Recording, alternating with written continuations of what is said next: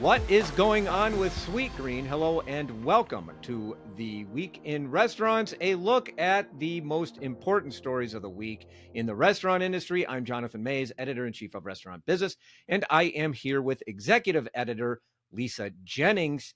What happened this week at the Restaurant Finance and Development Conference? I will give some thoughts on that particular event. Starbucks has had a good start to its holiday season. We'll also talk about that. Later on Tech Check, Joe Guszkowski will discuss the latest trends in technology. But first, Lisa Jennings, what the hell is going on with Sweetgreen? Well, quite a lot, actually. Since over the past week, it's been a very busy news week for Sweetgreen. First of all, their third quarter same-store sales fell 9.6%, and that included an 11.7% decline in traffic and mix. And that was, of the fast casuals, the three that are usually grouped together, Chipotle, Cava, and Sweetgreen. Sweetgreen by far did the worst. And of course, they blame their softer spending on the younger consumers being particularly pressured. This also came up in Chipotle and Cava's calls. Younger folks, 25 to 35, are dealing with inflation, student loans, housing costs, lack of wage growth, unemployment in that age group has been really bad. And I've got a son looking for a job right now that's really feeling it. They can't afford $20 bowls when it all comes down to it. And Sweetgreen is feeling this particularly in the Northeast and in Los Angeles, which makes up a large part of their comparable sales base. So the chain is rethinking its pricing structure. That's the latest announcement, looking for new entry points. They're talking about some kind of handheld that hasn't been described yet. But this follows the second quarter when they saw same-store sales down 7.6%. Traffic was down 10%. There were layoffs. They admitted that 2/3 of their stores were not operationally up to par. They killed Ripple Fries. They reworked their loyalty program, so there was some pain from that in the third quarter as well.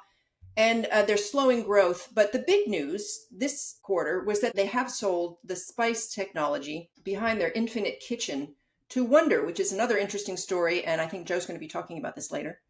So Sweetgreen is still going to be opening their robotic Infinite Kitchens. These are models that performed really well for them. And they were really high on this technology for a while. In fact, this week they just opened their first drive-through Sweet Lane with an Infinite Kitchen. So it's a robotic make line that serves the drive-through. This will continue. They have a license agreement with Wonder, but it really does kind of raise questions about Sweetgreen has never made a profit. So that's a bit of a problem for a public company, especially one that was apparently valued quite highly, especially after their IPO. So that's what's going on with Sweetgreen. There's a lot. They've got some things to fix. I think they can do it. I think there are a lot of headlines saying they keep saying slot bowl. I don't like the term, but Sweetgreen does have some things to work out and to reposition. I think their pricing primarily, that's the problem. Chipotle in their earnings call, Jonathan, mentioned that their value perception was being hurt by being lumped with other, expensive fast casuals. Scott Boatwright said fast casual was out of favor and seen as unaffordable. But you have to also say that Sweetgreen perhaps has suffered a bit from being associated with Chipotle. Sweetgreen had to increase their proteins by 25% because Chipotle was the one that was being hit by the accusations of low portion sizes. Come you on. Could say by association. No, I'm going to have to stop you right there. Let me say this unequivocally to both Chipotle and Sweetgreen. Take some damn responsibility for your own chains. Okay, there is absolutely no reason why Sweetgreen had to increase proteins by 20% because Chipotle had a portion size problem. Sweetgreen's traffic was down 12%. The reason why Sweetgreen's traffic was down 12% is that its customers do not think it is a value, period. I mean, you do not lose 12% of your customers because somebody else has a portion size problem. And by the way, I tend to think that Chipotle's portion size issue is significant and probably a significant reason why they are having sales problems. So that message goes there. But the fact of the matter is Sweetgreen has challenges. Sweetgreen absolutely has some issues without any question. And I think that it is related to its value perception I think the fact that it's salads are always a difficult thing. Look, salads are great on balance. Like, a lot of people eat salads. I'm sure you eat salads. My wife loves salads. Periodically, I like a salad. There is nothing particularly wrong with it. It definitely has a market, but that market is more limited. And Sweetgreen got enormous valuations pre-IPO. During their IPO, got good valuations, but they've never really been able to fulfill their enormous expectations and stuff like that. So I just do not whatsoever buy that idea. I agree with you. It's not a slop bowl. The fact is, Sweetgreen's problem is not that it's a slop bowl, whatever. Its problem is that it's salads. It can't make a profit. And it should be growing. Well, it isn't really a salad concept either anymore. I mean, they've really pivoted to do more. Right now they're marketing their warm bowls and their plates, and so they're going after the protein crazed customer right now, which isn't a bad idea. That people out there seem to think that they need to have 800 grams of protein in a day, and if they're going to buy those meals, then why not offer it to them? You have to notice that they're only increasing their portion sizes of chicken and tofu, not beef, because of the cost of beef right now, but still, they're marketing. They've got this new macro tool where you can go online and you can build your bowl or meal or plate, whatever, but get the most protein, and it'll track it as you go. So, I mean, I can see that really appealing to a certain audience that But it's not clearly. appealing to them right now. Well, I mean, they've been doing protein for a fair bit, and they're traffic down 12%. Your traffic is down 12%. Something ain't working. Right. And whatever it is not working. And it's Sweetgreen not working. It's not Chipotle. And again, the same thing. It just this goes both ways. Yeah. No, I Chipotle think. has its own value perception problem. I mean, and like, look, I was at the restaurant finance conference, but there was a lot talk about the weakness among the younger consumer. The younger consumer is definitely weak. No question about it. But one of the things, because I wrote about it on my newsletter this week, again, looking at Sweetgreen, and when you have eras like this, in which consumers are cutting back like this, and you've seen this, we've both been around a minute, consumer, it usually reveals problems. It in and of itself, when customers are cutting back, obviously it does cause problems. But customers get choosy in markets like this, and they go to places that they consider a good value for whatever reason.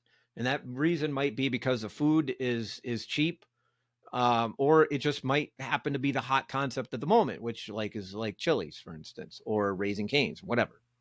But it has it. I think that Sweetgreen has its own challenges.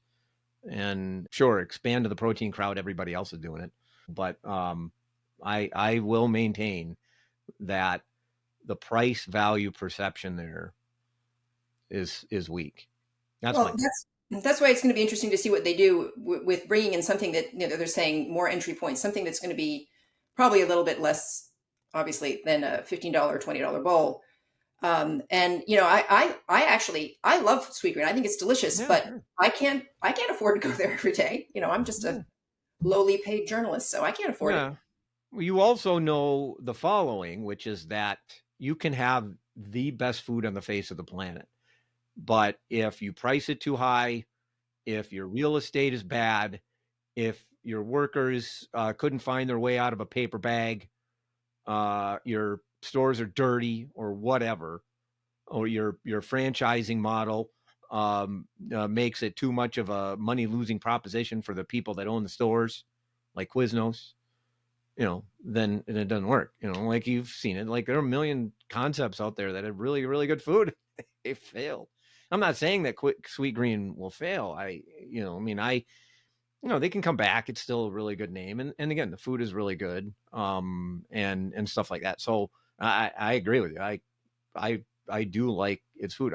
When I ever go to Sweetgreen, I don't regret it. So it's not as if a bad concept, but at the end of the day, you have a valuation to justify And I think that businesses need to understand, look at what's going on within themselves and stuff like that. Also, Chipotle needs to fix its portion size issues.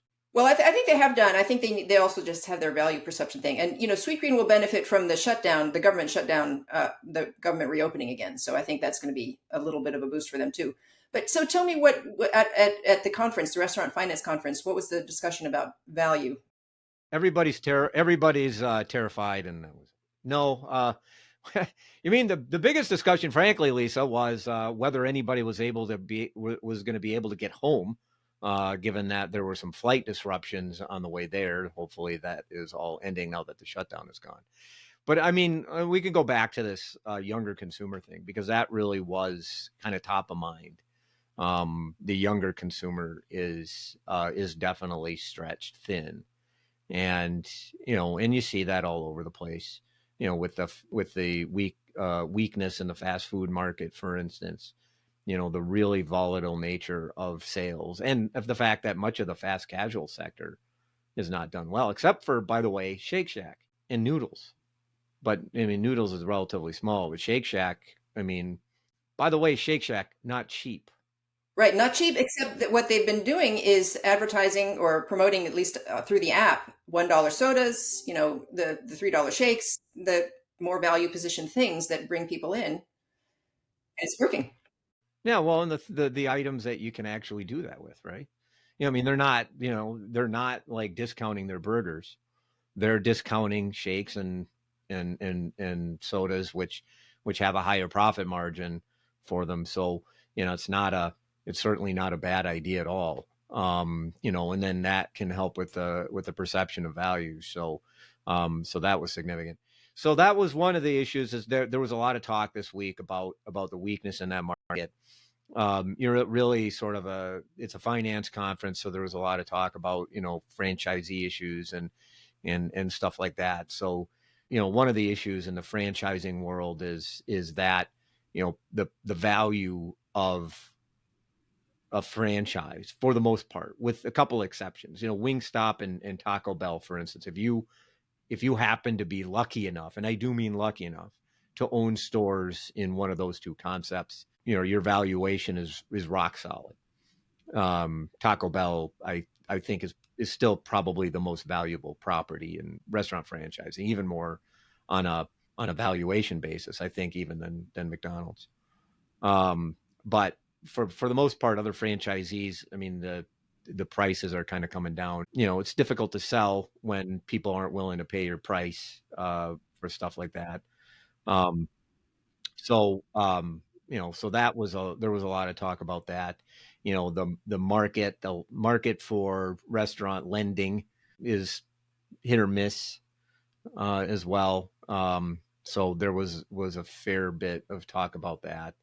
And then there was a lot of talk about some of these hot concepts, particularly the beverage space, Lisa, where Seven Brew is just out of this world. I ran into John Davidson. They have I think they have 540 locations at this particular point. They're just going gangbusters. Dutch Bros has done very well. You just had this IPO of Black Rock Coffee Bar, which absolutely took advantage of investor demand for beverages with its IPO recently. So there was a lot of talk about the beverage market and things of that nature. But on balance, just a lot of the same things that we've been hearing all year, which is a lot of concern about the state of the industry and the state of the consumer, and traffic continues to be bad and things of that nature. So that's what's going on. Yeah. Right. So let me tell you, Lisa, about Starbucks. Not a lot of talk about Starbucks, by the way, which is kind of interesting. But this week, in fact, as we're speaking, they have their Red Cup Day. Starbucks told me today that their Red Cup Day is on pace to exceed expectations. Now, that could mean anything, by the way, Lisa, as you know. Maybe their expectations was very low. Right. But so you just don't know where their expectations were. And, so it could mean roughly anything. Maybe they expected a decline. I doubt it. But still, they're saying that it's gone on really well, very successful for them. And this follows their barista. Have you heard of the barista? Yeah, we were just talking about, the young people not having money, but apparently they're willing to spend $30 on a bear-shaped cup. This I don't Yeah, get. yeah. I'm look, I'm with you. Of course, I don't know where you are at, but I'm in this, like, I got too much stuff in my life as I speak in front of a waving cat. Um, but I don't quite get the pull. The barista was part of a line of holiday merchandise that we see this year all the time, and apparently people were waiting in line. The morning it was coming out, they snapped them up immediately. There was a fight in Houston, which caused the company to apologize and stuff of that nature. And then, but apparently, according to Placer.ai, their traffic went up nearly 39% the day, and then it actually held for a few days after that, at least as far as we know. Um, so it's an interesting element in the current environment where you do see companies right now are able to actually get customers in the door with marketing like this, right? They can get customers in the door for a temporary thing, whatever it is, new Very. product introduction, like snack wraps or whatever. Starbucks has actually done pretty well on this front. When they've released their pumpkin spice latte, it usually generates really strong traffic. They in 2024, in the midst of the worst of their sales problems, they released a line of lavender beverages that are apparently one of the best new product introductions they've ever done. Wendy's had a brutal quarter last quarter. Comes out, introduces chicken tendies. Can't believe I say that word, but they that did really well for them. So you see, companies are able to get customers in the door. I think the only challenge is between these two things. But so far, at least for Starbucks, their barista, followed by the Red Cup Day, apparently is making for a decent holiday for the coffee chain. And isn't the holiday season usually, isn't that the strongest for Starbucks typically? People are out Yeah. shopping, they're getting their Mhm. coffees as they're going. Yeah. Although I wonder if people will be out shopping as much this year. Maybe. Nah, who knows? I don't know. Like, I'll say I'm just kind of bearish on the economy until I see something different. And maybe that's just because we cover the restaurant industry and we just keep seeing these negative sales numbers. Third quarter sales broadly on average were not good. I mean, I think the absolute numbers are probably a little bit better than the average numbers were, but because you've had good performance from strong chains. But we even see even a lot of chains that had traditionally done very well. Well, I guess like Sweetgreen and Chipotle, for instance. But Chick-fil-A, I keep seeing things about Chick-fil-A that suggest to me that that run is ending. I mean, they had a very weak year for them last year. I see complaints on social media all the time about their prices and stuff of that nature. So yeah, I don't know. I mean, it is such a weird year, and I'm pretty bearish about the state of things. So maybe you're right. So at least for now, Lisa, Starbucks seems to be doing okay. That's good. Well, I'm glad to hear it. I do feel like there are pockets, there are pockets around the country where we're seeing more pain than in others, and that's been really interesting to me. I think like even Shake Shack talked about being hit in New York and in DC, but outside of that, they were actually doing pretty well, and and that really helped boost their earnings results. So I don't know. I feel like we're going to start seeing more. We've had the bifurcated economy. We've got consumers being, split, and now I think we're going to start seeing that play out in different geographic markets as well. So I'll Yeah, have to watch yeah, for we'll that. see. Yeah, hopefully, maybe we'll get maybe things will be good with the shutdown ending and all that. Maybe maybe things improve and stuff starts to settle. Yeah, I mean, you can squint, you can see something like that. The shutdown ending, maybe the Supreme Court strikes down tariffs, which kind of eliminates that sort of talk. which I think has been a drag on the economy. A lot of concern about prices and stuff like that. So, maybe all that works in that positive direction. But right now, what we hear from restaurant executives, and I think Chris Kempczinski at McDonald's said it, is that they don't expect things to improve next year. They expect a continued bifurcation of the economy. Because really, I mean, to get to the earlier point, I think about Sweetgreen, which is a very valid point. That those younger consumers are absolutely stretched thin. It's a tough market for new college graduates. My eldest son is about to enter that job market, and I know he is really frightened. He's not confident whatsoever. It's a really, really tough market for those young people. So this is the situation that we are in today. Okay. Coming up later on in the podcast, Joe Guszkowski dishes on the aforementioned spice acquisition by Wonder. But first, whatever advertisement you get served up next. Keep up with what's happening in the restaurant industry with Restaurant Daily. I'm NRN Managing Editor Leanne Zinsmeister. I'm RB Managing Editor Heather Lally. We bring you a specific look of what's happening in the restaurant world from brands like McDonald's, single unit mom and pop shops, and hot button issues like inflation, tariffs, and more. Start your day right with the Restaurant Daily podcast every weekday on Apple Podcasts, Spotify, YouTube, or wherever you get your podcasts. And be sure to subscribe to never miss an episode. Hello and welcome to Tech Check, where I, Joe Guszkowski, talk really fast about one big topic in restaurant tech. This week, things are getting spicy at Wonder. The digital food hall / delivery / meal kit company acquired the robotics company Spice from Sweetgreen for $186 million and is planning to use the Spice team to help it build a bunch of new robots for its restaurants. That includes Spice's existing bowl-making bot used by Sweetgreen, but it could also include robotic sauce machines, fryers, ovens, and more that will automate much of Wonder's back of house. Wonder says this will allow it to significantly expand its food and restaurant selection while also lowering prices. Human staffing levels won't change, it says, but employees will do different things, like assembling burgers along a conveyor belt and cleaning the machinery. CEO Mark Laurie says this is all part of Wonder's plan to make food more accessible and to become a go-to source of meals for consumers. And the company wants to move fast. It will start testing the bowl-making bot in stores next year and expects to have a fully automated prototype live by early 2027. And that should do it for this week's episode of The Week in Restaurants, which was edited this week by Ali McConchie. Artwork by Nico Hines. You can find this and other episodes of the podcast on our website at restaurantbusinessonline.com. But by all means, subscribe on Apple Podcasts or Spotify. I'm Jonathan Mays for Lisa Jennings. Thank you for listening.